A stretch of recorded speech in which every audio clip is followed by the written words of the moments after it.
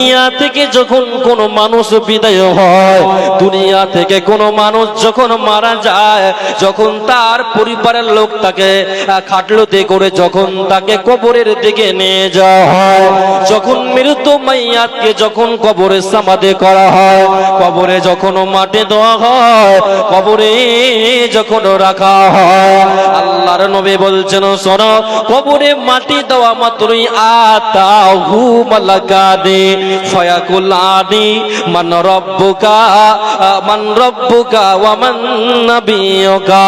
আল্লাহর নবী বলেন শোনো, যখন কোন মৃত ব্যক্তিকে যখন কবরে সমাধি করা হয়, কবরে যখন মাটি দেওয়া হয়, কবরে যখন রাখা হয়, আল্লাহর নবী বলছেন শোনো, জैसे কাফের ব্যক্তিকে যখন কবরে সমাধি করা হয়, বেঈমানকে যখন কবরে রাখা হয়, নাস্তিককে যখন কবরে সমাধি করা হয়, বেনামাজিকে যখন কবরে সমাধি করা হয়, জিনাকারীকে যখন কবরে সমাধি করা হয়, আতাহু মালাকানি ফায়াকুলানি মান রাব্বুকা। আল্লাহর নবী বলেন শোনো, কাফের ব্যক্তির কাছে দুইজন ফেরেশতা ভয়ঙ্কর আকৃতি নিয়ে, ভয়ঙ্কর চেহারা নিয়ে, ভয়ঙ্কর রূপ নিয়ে, ভয়ঙ্কর চেহারা নিয়ে সেই কাফের ব্যক্তির কাছে কবরে চলে আসে। আর কবরে আসার পরে কাফের ব্যক্তিকে উঠিয়ে বসার পরে কাফের ব্যক্তিকে তিনখানা সওয়াল করেন। প্রথম নম্বর সওয়াল করেন, ভাই আমার আল্লাহর বান্দা তুমি বলো, তোমার রবকে তুমি বলো, তোমার দ্বীনকে তুমি বলো, তোমার নবীকে তুমি বলো। কাফের ব্যক্তির সামনে, বেনামাজির সামনে, নাস্তিকের সামনে, মুশরিকের সামনে যখন মামুলা, যখন দুইজন ফেরেশতা আল্লাহর নবীর ছবিটা যখন তুলে ধরবে, যখন তাকে বলা হবে আল্লাহর বান্দা তুমি বলো তোমার রব কে, তোমার দ্বীন কি তুমি বলো, তখন কাফের ব্যক্তি বলবে লা আদরি, আমি কিছু জানি না, আমি কিছু বলতে পারি না, আমি কিছু জানি না। আবার যখন আল্লাহ রাসূলের ছবিটা যখন তার সামনে পেশ করা হবে, পর্দার মাধ্যমে যখন তুলে ধরা হবে, ধরেন যে আজকের জালসা যেমন রেকর্ড হচ্ছে, লাইভ চলছে, মানুষ সরাসরি মানুষ দেখতে পাচ্ছে আমাকে, ঠিক সেই রকম ভাবে কাফের ব্যক্তির সামনে আল্লাহ রাসূলের ছবিটা পর্দার মাধ্যমে তুলে ধরা হবে এবং তাকে বলা হবে আল্লাহর গোলাম, আল্লাহর বান্দা তুমি বলো এই ব্যক্তি সম্পর্কে তোমার কি ধারণা, এই ব্যক্তি সম্পর্কে তোমার কি মত, এই ব্যক্তি সম্পর্কে কি ধারণা, তখন বলো। কাফের ব্যক্তি বলবে আমি জানি না, আমি জানি না, আমি বলতে পারি না, লা আদরি, আমি কিছু জানি না, আমি বলতে পারি না। আবার যখন কাফের ব্যক্তিকে যখন ফেরেশতারা বলবে আল্লাহর বান্দা তুমি বলো তোমার দ্বীন কি, কাফের ব্যক্তি বলবে লা আদরি, আমি কিছু জানি না। এই রকম ভাবে যখন কাফের ব্যক্তি প্রশ্নের উত্তর যখন দিতে পারবে না, আসমান থেকে আওয়াজ আসবে, হে আমার ফেরেশতারা, আমার বান্দা ভুল উত্তর দিয়েছে। অতএব যখনই বলবে আমি কিছু জানি না, আমি কিছু বলতে পারি না, লোহার হাতুড়ির বাড়ি এমন ভাবে তার মাথায় আঘাত করবে, এমন ভাবে তাকে পিড়তে চালু করবে, আর সে বাপরে মারে করে চিৎকার করবে আর বলবে আল্লাহ দয়ার মাবুদ গো আল্লাহ, মেঘের পানি করে আপনি আমাকে মাফ করে দেন, আপনি মেঘের পানি করে ক্ষমা করে দেন। যখনই ফেরেশতা মণ্ডলী যখন কাফের ব্যক্তিকে লোহার হাতুড়ির বাড়ি যখন পিটবে, তার চিৎকার সারা পৃথিবী তার চিৎকার শুনতে পাবে, শুধু শুনতে পাবে না, মানুষ আর যেন শুনতে পাবে না। ভাইরা আমার, বন্ধুরা আমার, কবরে কেউ যদি গ্রেফতার হয়ে যায়, কবরে কেউ যদি পাকড়াও হয়ে যায়, কবরে কেউ যদি ধরা পড়ে যায়, আর পালাবার উপায় থাকবে না, তার মতন হতভাগা আর কেউ হতে পারে না, পারে না, পারে না। এজন্য আল্লাহ রাসূল বলছেন আখিরাতের প্রথম মঞ্জিল হচ্ছে কবর। আখিরাতের প্রথম মঞ্জিল হচ্ছে কবর। যে কবরে যে ধরা পড়ে যাবে, কবরে গ্রেফতার হয়ে যাবে, সে সমস্ত জায়গাতে সমস্ত ধাপে সে ধরা পড়ে যাবে, আর বাঁচার উপায় রবে না। ভাইরা আমার, যখন কাফের ব্যক্তি বলবে আমি জানি না, আমি উত্তর জানি না, লা আদরে আমি জানি না, যখন এই রকম ওয়ার্ড মুখ দিয়ে বের করবে, আসমান থেকে আল্লাহ রব্বুল আমিন ফেরেশতাকে বলবে, ফেরেশতা আমার শোনো। জমিনকে বলবে, জমিন রে, এই জমিন তুমি চেপে ধরো, একাকার করে দাও। জমিন এমন ভাবে চাপতে চালু করবে বন্ধুরে আমার, ডান দিকের হারকে বাম দিকে করে দেবে, আর বাম দিকের হারকে ডান দিকে করে দেবে, আর বলবে আল্লাহ দয়ার বাবুদ গো, দয়ার স্রষ্টা গো, বেগারবারে করে আপনি আমাকে মাফ করে দেন, ক্ষমা করে দেন। এইরকম ভাবে কন্দন করবে, আল্লাহর কাছে সাহায্য চাইবে, আল্লাহর কাছে মাদদ চাইবে, আল্লাহর কাছে হেল্প চাইবে। বন্ধু আমার, সেদিন মানুষ আল্লাহকে বলবে, কলা রব্বির জিউরে লাআল্লি আমালু সালিহান বিমা তারাকতু কাল্লা। যখন কাফের ব্যক্তির কাছে মালাকুল মউত যখন আসে, তখন তারা বলে, আল্লাহ আপনি আমাকে কিছু সময় দান করুন, আপনি আমাকে কিছু হায়াত দান করুন, আপনি আমাকে কিছু, আপনি আমাকে হায়াত দান করুন। যে আমলগুলো, যেই কাজগুলো আমি পূর্বে কাজ করিনি, সেই কাজগুলো করব। আল্লাহ বলবে, হতভাগার দল, কাল্লা হারগিজ নেগে আর তোমাকে সময় দেওয়া হবে না। দুনিয়াতে আমি আল্লাহ তোমাকে 60 বছর হায়াত দিয়েছিলাম, 70 বছরের জিন্দেগি দিয়েছিলাম। হতভাগার দল, বদনসিবের দল, আর বাঁচার উপায় রবে না।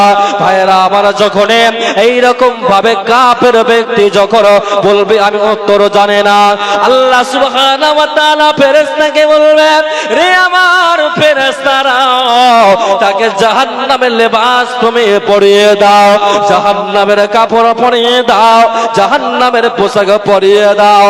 এবং আল্লাহ রাব্বুল আমিন বলবে, হে আমার ফেরেশতারা, তার জন্য জাহান্নামের একটি দরজা খুলে দাও, জাহান্নামের একটি গেট খুলে দাও, এবং জাহান্নামের গেট খুলে তাকে উচিলে উচিলে শাস্তি দেওয়া হবে।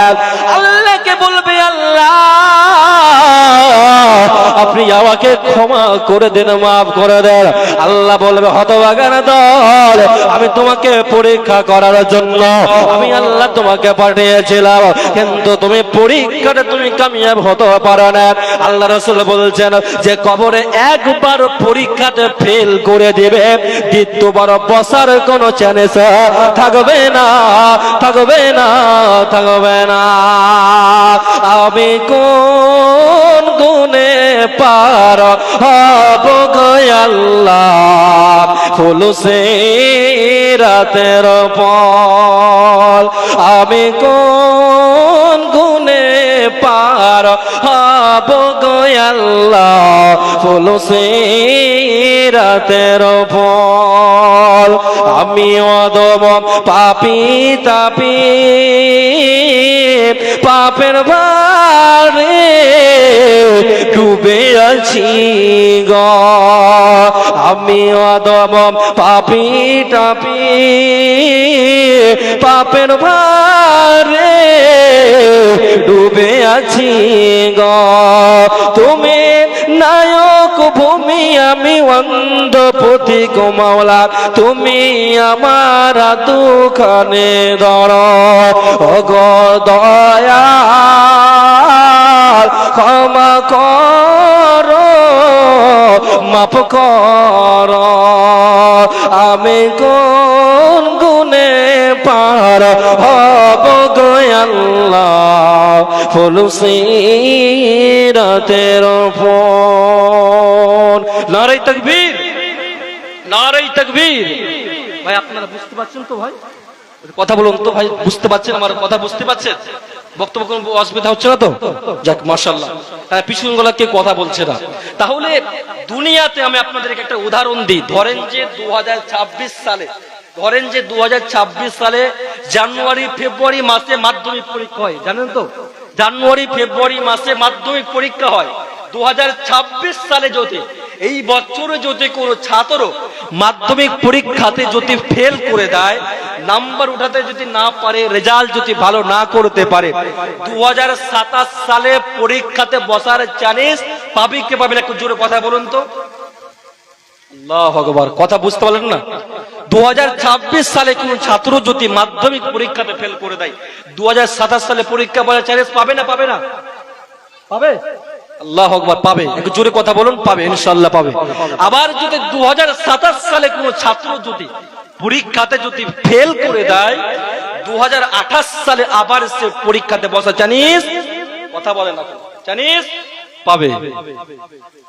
তাহলে যতদিন পর্যন্ত সে ছাত্র পরীক্ষাতে না কামিয়াব হতে পারবে, পরীক্ষাতে রেজাল্ট ভালো না করতে পারবে, সে ততদিন পর্যন্ত সে পরীক্ষাতে বসার চান্স পাবে। কিন্তু আল্লাহ রাসূল বলছেন যে কবরে একবার ধরা পড়ে যাবে, কবরে যে একবার পরীক্ষাতে ফেল করে দিবে, দ্বিতীয়বার বসার কোনো চান্স, কথা বলে না ভাই, আপনারা কথা বলুন না ভাই, কথা বুঝতে পারেন নাকি আমার? ভাই পিছনে গেলে আওয়াজ দেন না। হ্যাঁ, যদি কোনো মানুষ কবরে যদি একবার যদি পরীক্ষাতে ফেল করে দেয়, পরীক্ষাতে যদি রেজাল্ট যদি না উঠাতে পারে, আর পরীক্ষা দ্বিতীয়বার পরীক্ষাতে বসার কোনো চান্স পাবে? পাবে না। তাহলে এই জন্য আল্লাহ রাসূল বলছেন আখিরাতের প্রথম মঞ্জিল হচ্ছে কবর। যে কবরে পরীক্ষাতে যে রেজাল্ট ভালো করতে পারবে, সে সমস্ত জায়গাতে, সমস্ত ধাপে, সমস্ত মঞ্জিলে সে ব্যক্তি কামিয়াব হয়ে যাবে। ভাইরা আমার, যখন কোন মুমিন ব্যক্তি মারা যায়, যখন কোন ইমানদার ব্যক্তি মারা যায়, যখন কোন আল্লাহর বান্দা যখন মারা যায়, যখন তাকে খাটলতি করে যখন তাকে কবরস্থান থেকে যখন নিয়ে যাওয়া হয়, মাটি দেওয়ার উদ্দেশ্যে, দাফন করার উদ্দেশ্যে যখন সেই মুমিন বান্দাকে যখন কবরের দিকে নিয়ে যাওয়া হয়, জানাজার নামাজের পরে যখন মুমিন ব্যক্তিকে যখন কবরে যখন সমাধি করা হয়, কবরে যখন রাখা হয়, কবরে যখন রাখা হবে, আতাহু মালাকানি ফায়াকুলানি মান রাব্বুকা ওয়া মান নাবিয়ুকা।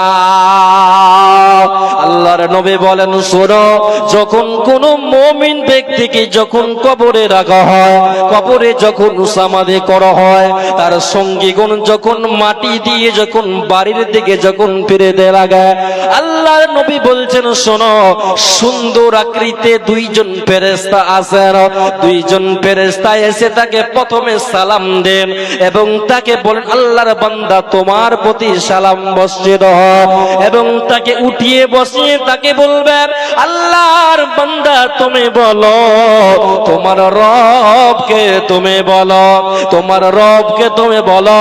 তখন মুমিন ব্যক্তি বলবেন, আমার রব হচ্ছে আমার আল্লাহ।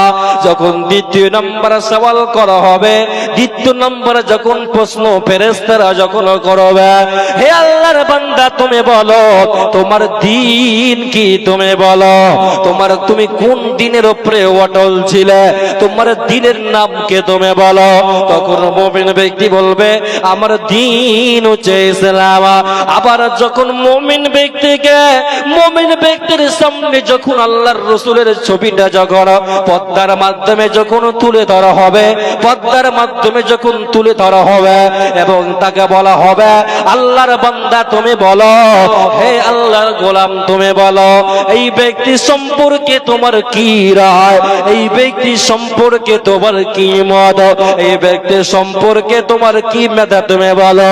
মুমিন ব্যক্তি বলবে, হে আল্লাহর ফেরেশতা শুনে নাও, তিনি হচ্ছেন আল্লাহর বান্দা এবং তিনি হচ্ছেন আল্লাহর রাসূল।